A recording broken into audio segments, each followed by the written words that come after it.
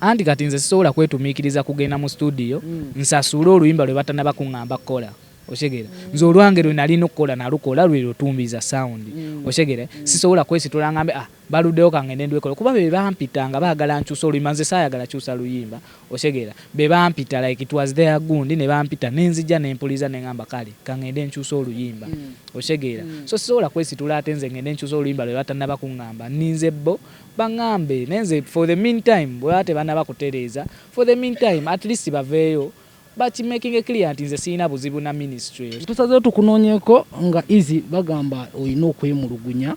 That is why even you released another song. Okwemulugunya kuli kutya? Take us through that establishment y'okwemulugunya nga bwe kiri. Nze ebyange sina bingi nnyo okwemulugunya kwange sina oba abangi bwe bagamba mbu oba njagala ssente oba kiki nze sirina ssente ze njagala okwemulugunya kwange kugenda eri ministry otegeera nti we twasooka okwogera we bantuukirira baŋŋamba balina obuzibu ku luyimba lwange otegeera kati mu kubeera n'obuzibu ku luyimba lwange ne bampita ne tutuula ne twogera otegeera mu kwogera okwo already bali abantu babakanze ku luyimba nga bagamba balubaaninze abantu nga balwogeredde amafuukulo otegeera so nga abantu batidde nze mu kuŋŋamba okukyusa oluyimba saagaana nenzikiriza ne ŋŋamba kale tewali buzibu oluyimba nja ddukyusa naye ku production cost yonna mujja gikwasaganya otegeera ne bakkiriza ne baga kale tujja kwasaganya production cost kati we tuvaawo ne baŋŋamba kati ŋŋende mpandike lyrics ez'oluyimba olwo nzikyuse bye baali baŋŋambye okyusa mbikyuse nzibasubmitingire bo bazitunulemu baŋŋamba oba zisobola okufuluma ku mpewo kyenakola ne ŋŋenda ne nziwandiika nenzibasubmitingira ne baŋŋamba kaya zino zisobola okukola ku mpewo otegeera naye kati wait for our confirmation naguno gwakaninze confirmation tetuukanga kyokka business nyingi zimpitako bwe ziti ekinnuma kiri kintu kimu by the way sina ssente ezo oba product njagala tukole oluyimba otegeera because njagala nkikole kiveewo to a point nti essaawa zino wendi ni mu buzibu nti ne kampani ezaagala okunkozesa otegeera waliwo deal ezimpitako kampani zaagala kunkozesa because of the song but they cannot because they are scared of the fact that they are scared of the fact that the government has a problem with my song otegeera so that puts me in a very state just sisanyukirwamu nti bw'otunula Go TV yakozeseza eŋŋombo yange Tumbiza Go TV otegeera naye sisasuddwa lwa nsonga bayinza okuba baali baagala okunkozesa naye ne batya nti munnaye gavumenti biki omulenzi tannaba kusootingibwa oba gavumenti tennaba kusootingibwa so ne batya naye ng'omanyi ssente mmeka ze nandikozaawo otegeera companies nnyingi nze waliwo ne company eyandreachingako neŋŋamba tukole otegeera ne baali ndooza tebanawulira ebyo we byabagwa mu matumbu ate gavumenti gundi minisitule erina obuzibu ku luyimba diiru n'empita mu ngalo bwentyo kati ssente zo ziba zinnuma kuba ndi muvubuka agezaako okweyiiya otegeera muganda wange ndi muvubuka agezaako okweyiiya nti buno obusente bwe bujja bunnyamba okubeerawo otegeera essaawa zino nfulumiza oluyimba lwetaaga promotion otegeera naye abantu bamanyi nina ssente otegeera buli wogenda omuntu aba amanyi minisitule yakuwanze waliwo abantu abaali boogera emboozi ezaali zafuluma nti minisitule yampa obukadde 100 otegeera naye nze siina adde n'10 kya minisitule kye nnina siina adde n'10 kye naali nfunye nkola nga nze otegeera neeyiiya nga nze mpola mpola mpaka kati nze njagala kugamba buli andaba essaawa zino nze siina ssente za minisitule ze nafuna yadde n'10 era nange nkyalinze naye nga nze kyensaba bambi baveeyo at least kale bagonjole zino ensonga kuba kampani kati zaagala okunkozesa but the brand bagitya nti brand erina ebizibu bingi of which si kyekyo otegeera nze nakuba luyimba lwange engeri gye nali nfiiringamu otegeera lyrics zino zewawaayo ne bakugamba you wait for their submission oba confirmation tosobola kugamba nti good enough lyrics ozina tosobola kugamba nti okite oba ebintu byekwataganya n'akasente bo bagamba it's a must fe tulina okukateekamu anti kati nze sisobola kwetumiikiriza kugenda mu studio nsasule oluyimba lwe batanaba kuŋŋamba kukola oshegera nze olwange lwe nali nokukola nalukola lwe Tumbiza sound oshegera sisobola kwesitula ngambe baluddeyo kangende ndwekola kuba be bampitanga baagala nkyusa oluyimba nze saayagala kyusa luyimba oshegera be bampita like it was their gundi ne bampita nenzija nempuliza nengamba kale kangende nkyusa oluyimba oshegera so sisobola kwesitula ate nze ngende nkyusa oluyimba lwe batannaba kuŋŋamba ninze bo baŋŋambe nenze for the meantime bwe bate banaba kutereeza for the meantime at least baveeyo but making a clear nti nze siina buzibu na ministry oshegera siina buzibu na ministry oluyimba lwange terulina buzibu na muntu yenna era abaagala okunkozesa basobola okunkozesa babajjemu eyo fear abaagala okukozesa Eezy abaagala okukozesa Tumbiza sound oba engombo musobola okukozesa Eezy teri agenda bakwatako teri agenda stopping project yammwe teri agenda kutaataaganya nkolagana yammwe oshegera so that companies know at least ezaagala okumpa kuba oluyimba lunene tusobola odukolamu ebintu bingi oshegera so ekintu kiri difference abantu bagamba nti bakusuubiza kasente ne good enough you are clearing the air nti obagamba nti bakusuubiza confirmation code n'okuteeramu akasente mu studio tetwayogera ku ssente nze saabasaba ssente zonna oshegera kuba ensonga yaabwe nagitegeera na kyali kya bulungi bwa bannayuganda oshegera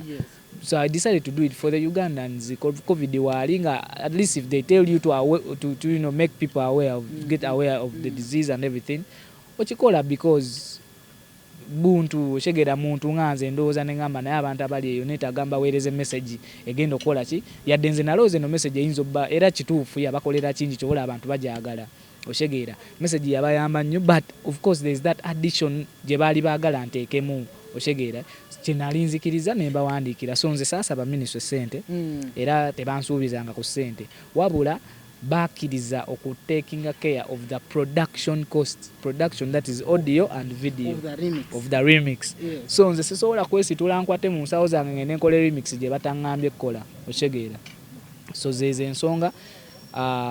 abantu bonna kati nze umanye emboozi yafuluma nti nze bampa ssente ze tebanakumpa ku ssente abantu bonna be nali nkola nabo badduka nze nalina abalenzi bangi ku tiimu yange ne bonna abasinga badduka nga bamanyi ndi musajja mukoddo saagala bugagazi saagala bwagazi kubawa ssente nazifuna nenzisirikira nenze ministry tempanga ku ssente era ku tiimu yange nsigaza abalenzi babiri bokka eshegeera Eezy nonyiga ku nsonga eyo nonyiga n'okuba n'oluyimba olulala kati ate mbu gitumbirize ddala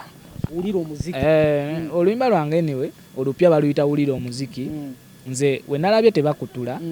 nensalawo nfulumye oluyimba olulala oshegera olwange just lwawulira omuziki just kutuula kuwuliriza muziki oshegera abalwagadde bajja dwagala abalunyumiddwa balunyumiddwa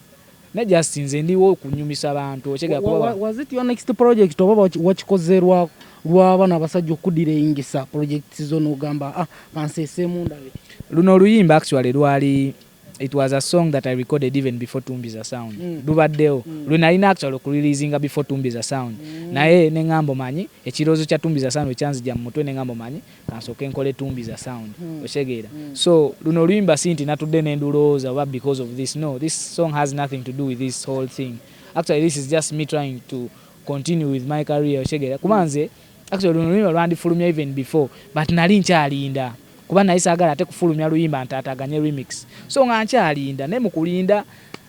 ninze mwe mwajjira abaana singa oluyimba nalukola before abaana bana bazze baziddamu oluyimba lwange tebandibaddewo ne because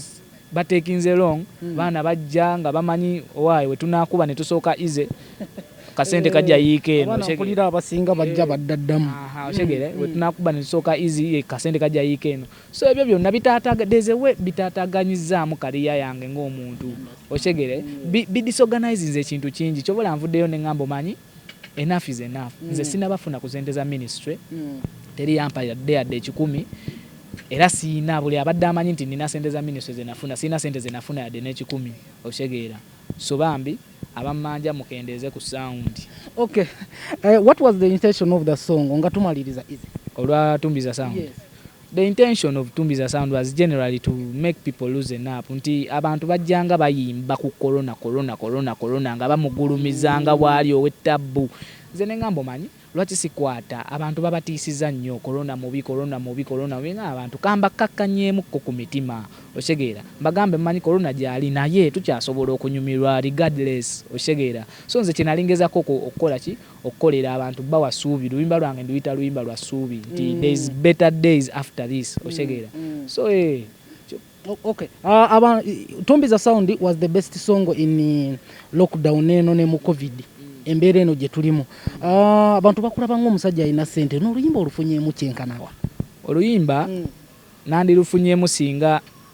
abantu tebaatiisibwa ku luyimba otegeera naye for now kyendufunyeemu ekyamaanyi nti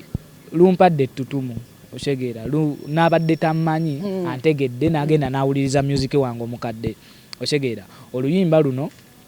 ku online stores lubadde lukola bulungi nnyo otegeera ku iTunes lubadde number 1 okumala ebbanga lya wiiki nga 4 otegeera ku ma TV lubadde number 1 lubadde lusinga ne downloads otegeera so ku downloads ezo kwenfuniddeko artist ku busente obumbeesabeesawo otegeera ne ku YouTube obuva ku YouTube awo biki mpola leave alone ettutumu financial era busente obuvudde ku YouTube mpozi n'obwo abo online concerts obwo bwe tubadde nga tukola obwo naye nga kiwala osuubira mu kyofunye si kyenfunye nze just oluyimba nalukuba just kuwa abantu ssuubi actually nze nali ngeri gye tutaali mu show nali sirusuubira vaamu kingi era kyeruvuddemu kimala ndi musajja mupambanyi mpambana nze future yange kyali as bright as it has been or as bright as it will always be otegeera nze nkyalaba bingi nnyo mu maaso era mukama entegeka zenze nziraba ayina ensonga lwaki yampa oluyimba mu lockdown otegeera ayina ensonga lwaki yampa oluyimba olunene mu lockdown tewajjusa kufuna luyimba mu lockdown nedda nkimanyi mukama buli kyakola ayina ensonga ze then n'ekirala waliwo abamanyi nti nina ssente za mbuga otegeera naye SK mbuga nekino njagala nkiyiseewo tampanga ku ssente yagenda ku live emu before Christmas awo last year n'agamba anoonya actually nga bakabanning oluyimba nezo ssente saazifuna namukubirako awo n'abaako omukazi gwankwasa ne twogera ne babeera nga babibwanvuya ndoza yali bize manyi abeera bizemu naye nze sinabafuna ku ssente ezo kyensaba nze nakyo nganze kyampisaamu bubi kuba era nakyo kikola kyennyini ministry kye yakola obukadde bwali bwakyo obukadde just nga ye asanyuse busanyuse ayagala bumpa otegeera so nze